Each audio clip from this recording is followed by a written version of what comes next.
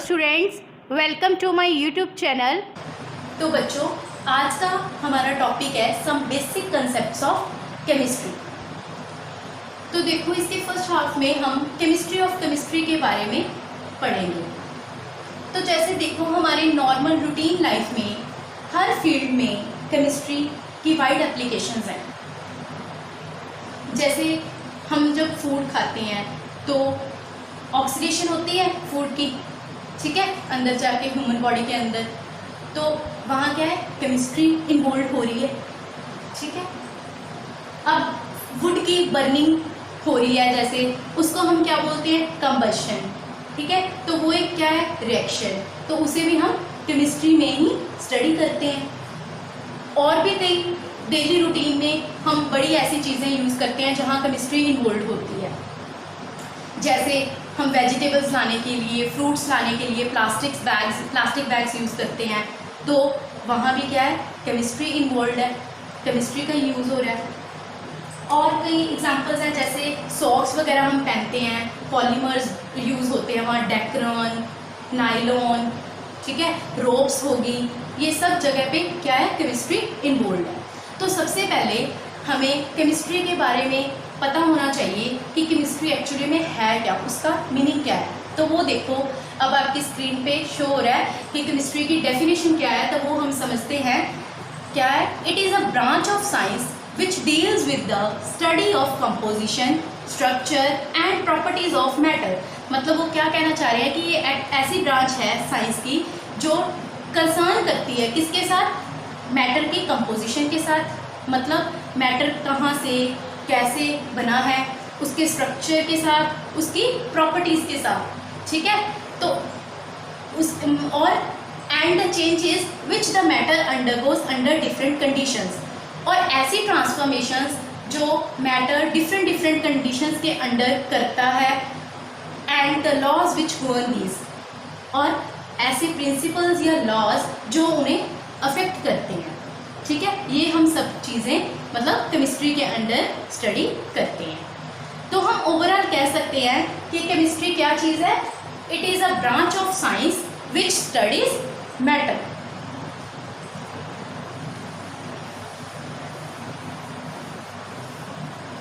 तो it is the branch of science which studies matter. तो अब हम मैटर के बारे में पढ़ेंगे कि मैटर क्या चीज़ है, what is the definition of matter. Matter क्या चीज़ है,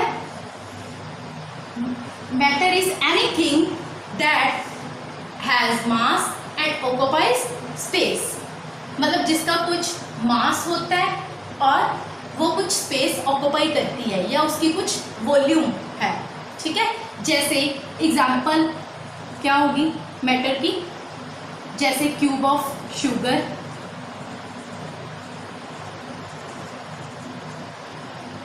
बुक,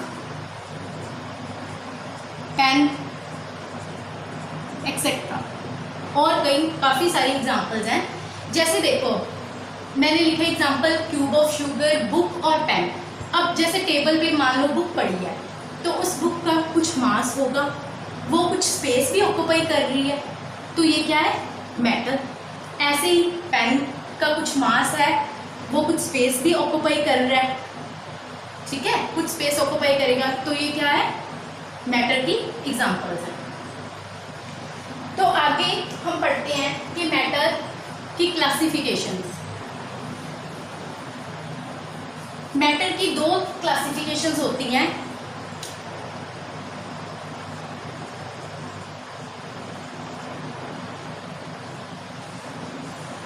एक तो फिजिकल क्लासिफिकेशन है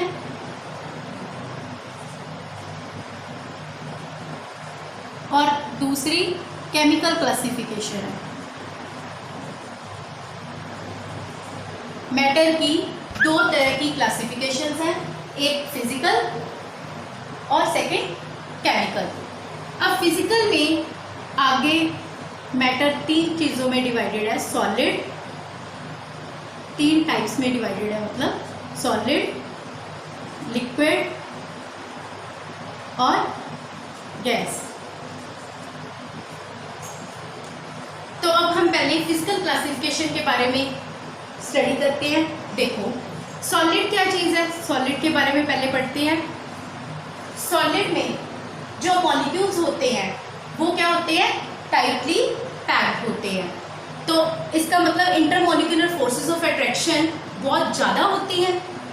इंटरमॉलिक्यूलर फोर्सेस ऑफ अट्रैक्शन ज़्यादा होने के कारण जो इंटरमॉलिक्यूलर स्पेसीज हैं वो बहुत कम होंगी। तो इसीलिए इसकी एक प्रॉपर्टी होती है जिसको कहते हैं कि रिजिड। इसका मतलब क्या है, सॉलिड क्या है, रिजिड होते हैं। मीन्स इसकी डेफिनेट ही शेप होती है और डेफिनेट ही वॉल्यूम होती है। सेकेंड आ गया लिक्विड। तो अब लिक्विड क्या चीज़ है, लिक्विड की एक प्रॉपर्टी होती है जिसको कहते हैं फ्लूइडिटी।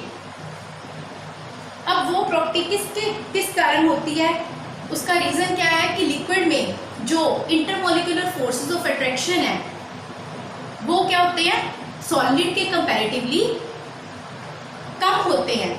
इसीलिए जो मॉलिक्यूल्स हैं वो सॉलिड के कंपैरेटिवली क्या होते हैं, इसमें लूजली पैक्ड होते हैं।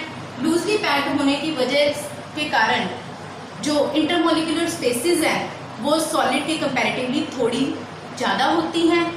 ठीक है, इसीलिए इनकी फ्लो करने की प्रॉपर्टी होती है। इसीलिए हम कह देते हैं कि लिक्विड्स है जो वो क्या होते हैं, फ्लूइड होते हैं। ठीक है, लिक्विड्स क्या होते हैं, फ्लूइड, मतलब फ्लो करने की प्रॉपर्टी होती है, टू फ्लो इजीली। नेक्स्ट है gas. Third one is gas. तो गैस की ना तो डेफिनेट वॉल्यूम होती है ना ही डेफिनेट शेप होती है, ना ही डेफिनेट वॉल्यूम ना ही डेफिनेट शेप। इसीलिए इसकी एक प्रॉपर्टी होती है कंप्रेस करने की, जिसको हम बोल देते हैं कंप्रेसिबिलिटी। कंप्रेसिबिलिटी मतलब कंप्रेस करने की प्रॉपर्टी होती है इसकी।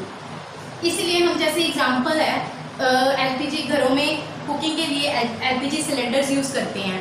तो उसमें क्या है, गैस को कंप्रेस करके फिल किया होता है उसमें सिलेंडर्स में, मतलब अप्रॉक्सीमेट 14 पॉइंट समथिंग कुछ लीटर गैस उसमें फिल होती है। तो इसका मतलब गैस की कंप्रेस करने की प्रॉपर्टी है। मीन्स बाय अप्लाइंग प्रेशर इसकी वॉल्यूम क्या हो जाती है, डिक्रीज हो जाती है, गैस क्या हो जाती है, कंप्रेस। इसीलिए इसको क्या कहते हैं, इसकी प्रॉपर्टी को कंप्रेसिबिलिटी। तो ये था फिजिकल क्लासिफिकेशन। अब केमिकल क्लासिफिकेशन है आगे, तो वो हम देख लेते हैं।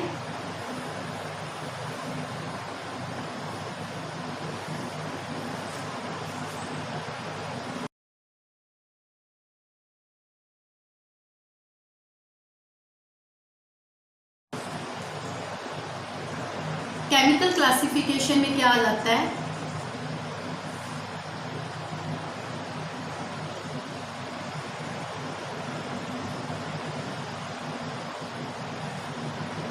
तो ये आगे डिवाइडेड होते हैं प्योर सब्सटेंसेस और मिक्सचर्स में।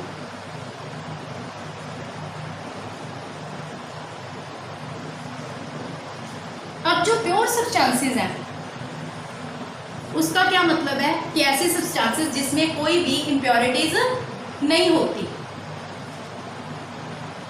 जिसमें कोई भी इम्प्योरिटीज नहीं होती, तो वो क्या होती हैं, प्योर सब्सटेंसेस। और जो मिक्सचर्स हैं वो क्या है, मिक्सचर्स वो होते हैं जिनमें एक से ज़्यादा सब्सटेंसेस आपस में मिक्स होती हैं।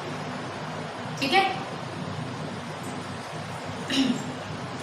प्योर सब्सटेंसेस आगे 3 चीज़ों में डिवाइड है, एलिमेंट्स, सॉरी 2 चीज़ों में, और कंपाउंड्स।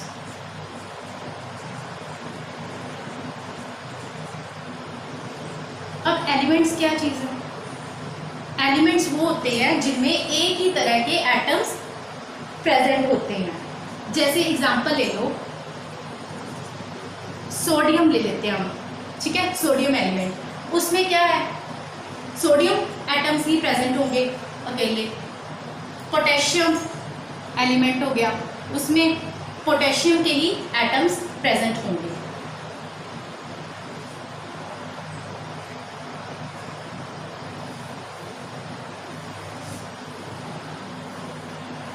नेक्स्ट आ गई एलिमेंट्स की फर्दर कैटेगरीज। एलिमेंट्स में आ जाते हैं मेटल्स, नॉन मेटल्स और third one is metalloids.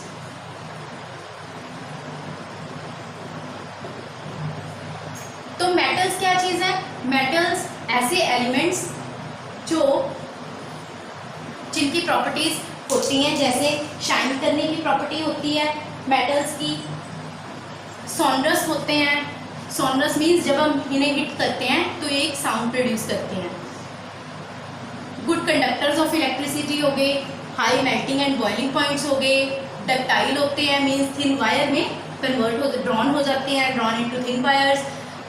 Malleable होते हैं, ड्रॉन इनटू थिन शीट्स। तो इनके कई एग्जांपल्स हैं मेटल्स की, जैसे sodium, potassium, sodium, potassium, iron, ये सब मेटल्स की एग्जांपल्स हैं, एक्सेट्रा। नेक्स्ट आ गए नॉन मेटल्स। नॉन मेटल्स ऐसे एलिमेंट्स होते हैं जिनकी प्रॉपर्टीज बिल्कुल ऑपोजिट होती है मेटल्स के। मीन्स वो बैड कंडक्टर्स होते हैं इलेक्ट्रिसिटी के, ना ही सोनरस होते हैं, not malleable, not ductile, okay, not sonorous, ये सारे। और इसके एग्जांपल्स हैं जैसे carbon, bromine, chlorine, iodine, etcetera. और ये बैड कंडक्टर्स होते हैं इलेक्ट्रिसिटी के, और इनके मेटल्स के comparatively low boiling and melting points होते हैं। Third one is metalloids.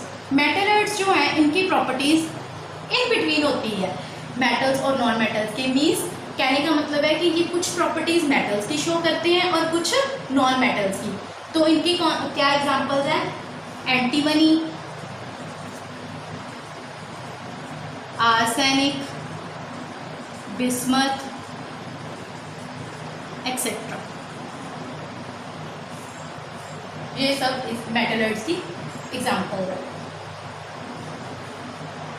Next one is, ये होगी केमिकल क्लासिफिकेशन के अंदर हमने किया एलिमेंट्स। तो अब सेकेंड वन इज कंपाउंड्स। तो कंपाउंड्स क्या चीज़ है?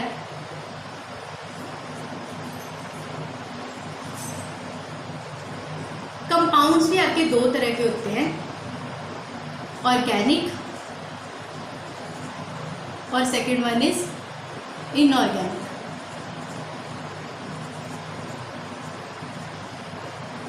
अब जो ऑर्गेनिक कंपाउंड्स हैं, कंपाउंड्स पहले क्या होते हैं हमें ये पता होना चाहिए।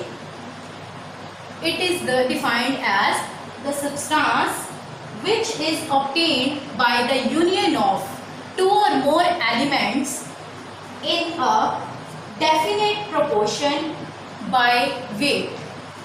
It means कि दो या दो से ज़्यादा एलिमेंट्स का क्या होता है, हम कह सकते हैं कि यूनियन होती है। दो या दो से ज़्यादा एलिमेंट्स प्रेजेंट होते हैं, बट डेफिनेट प्रोपोर्शन होनी चाहिए, डेफिनेट प्रोपोर्शन में होते हैं।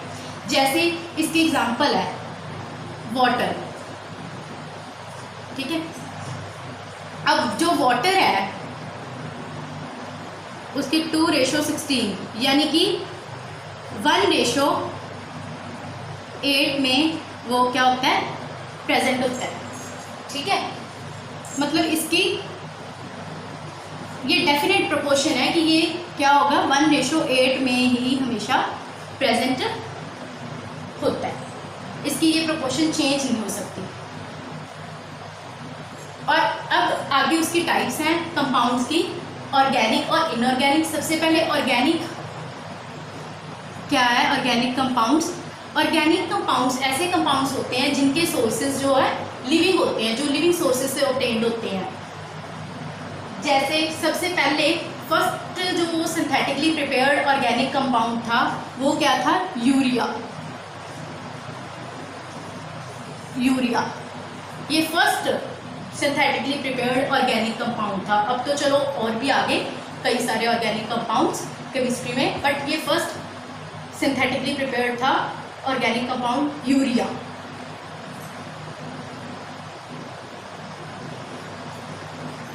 अब जैसे ऑर्गेनिक में हम ट्राई करते हैं, जैसे इसमें वैसे इसको बोल देते हैं कि ये ऐसे कंपाउंड्स होते हैं जो कंसिस्ट करते हैं कार्बन, हाइड्रोजन एंड ऑक्सीजन। पहले इसके बारे में ऐसे बोलते थे कि ये ऐसे कंपाउंड्स होते हैं जो कंसिस्ट करते हैं कार्बन, हाइड्रोजन एंड ऑक्सीजन। लेकिन इसमें साइनाइड्स नहीं आते, कार्बोनेट्स नहीं आते, बाइकार्बोनेट्स नहीं आते, थायोसाइनेट्स नहीं आते। ये ऑर्गेनिक नहीं है, ये एक्सेप्शन है इसमें। Second one is inorganic. अब इनऑर्गेनिक कौन से हैं, ऐसे कंपाउंड्स जिनके सोर्सेज नॉन लिविंग है, जो मतलब under the earth crust present होते हैं, मिलते हैं, ठीक है। अब काफ़ी सारे इनऑर्गेनिक कंपाउंड्स हैं, वो हम जिनके कॉमन नेम मतलब याद रखने होंगे आपको, बहुत ज़रूरी है। तो वो हम करते हैं।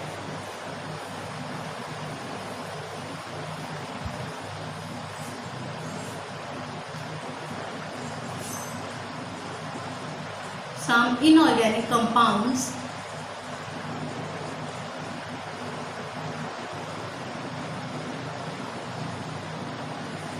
जैसे फर्स्ट है NaCl।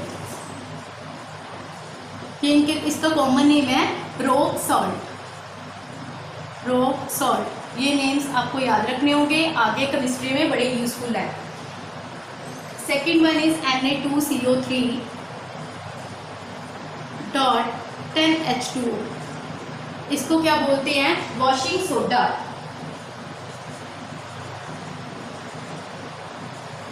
Washing soda. थर्ड है NaHCO3 baking soda.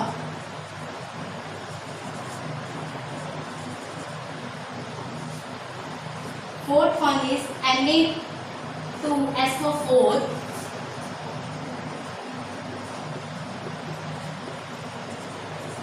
dot 10H2O, that is globulars salt।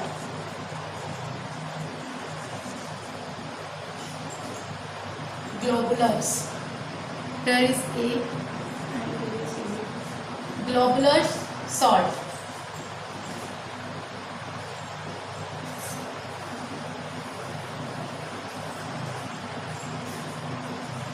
Next, fifth one is CaO, quicklime।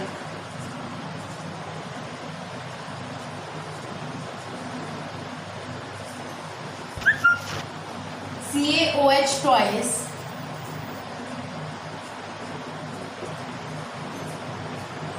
slate lime।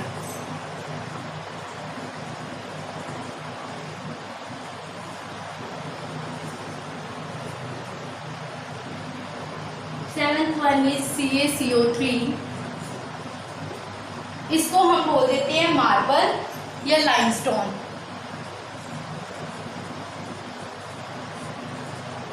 Limestone, दोनों नेम ही इसके हैं, हम इसे कुछ भी कह सकते हैं, मार्बल भी बोल सकते हैं या लाइमस्टोन भी बोल सकते हैं। Next is CaSO4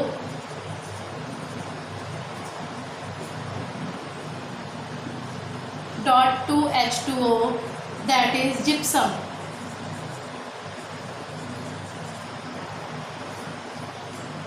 Write down all these names, common names of inorganic compound।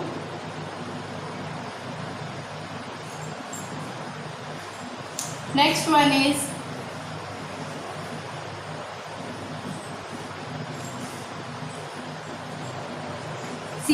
SO4 dot half H2O। ये था जो जिप्सम, उसमें 2 वाटर मॉलिक्यूल्स प्रेजेंट होते हैं, और जो ये है इसमें हाफ वाटर मॉलिक्यूल्स उसके, जिसको क्या कहते हैं POP, प्लास्टर ऑफ पेरिस, जो हम घरों में भी यूज़ करते हैं। POP करवाते हैं, plaster of Paris. Next is CuSO4.5H2O। इसका नेम है blue vitriol, blue vitriol.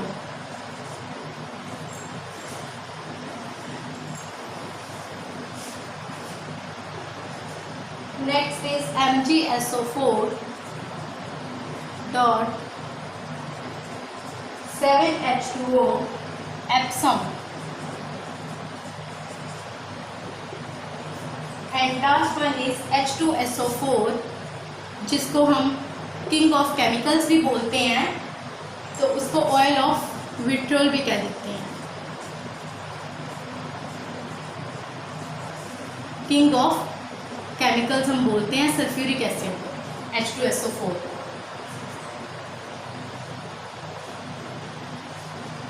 Next आ गया